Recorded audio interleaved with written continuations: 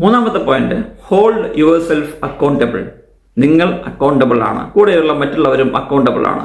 Blaming മറ്റുള്ളവരിലേക്ക് പോകരുത്, blaming സർക്കംസ്റ്റാൻസിലേക്ക് പോകരുത്. സ്വയം ബ്ലെയിമിംഗ് അല്ല ഉദ്ദേശിക്കുന്നത്, സ്വയം അക്കൗണ്ടബിൾ ആവണം എന്നർത്ഥം. നാലാമത്തെ point, learn from set backs. നമ്മളുടെ ഓരോ പുരോഗതിയുടെ പാതയിലും തടസ്സങ്ങളുണ്ടാവാം, പ്രശ്നങ്ങളുണ്ടാവാം.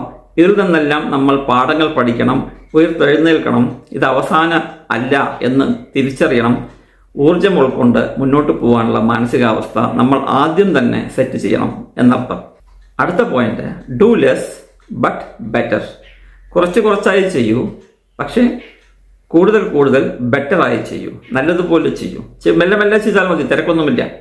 തിരക്ക് കൂട്ടരുത്. നമ്മൾ എപ്പോഴും പറഞ്ഞു സമയക്രമം പാലിക്കണം. ഈ സമയക്രമം എന്നുള്ളത് സാധാരണഗതിയിൽ ഒരു ദീർഘ സമയമാണ്. മേ ബി 3 കൊല്ലം 4 കൊല്ലം എന്നുള്ള കാലഘട്ടത്തിലേക്കാണ് നമ്മളിതിനെ വിഭാവനം ചെയ്യുക.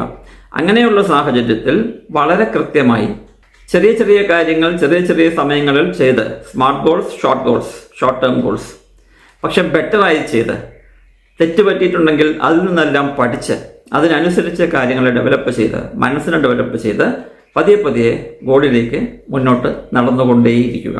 നിരാശകൾ വരും, പക്ഷേ നമ്മളതിനെ കാര്യമാക്കുന്നില്ല. പരാജയം വിജയത്തിലേക്കുള്ള ചവിട്ടുപടിയാണ് എന്നുള്ള പ്രാഥമിക പാഠം ഒരിക്കലും മറക്കരുത്.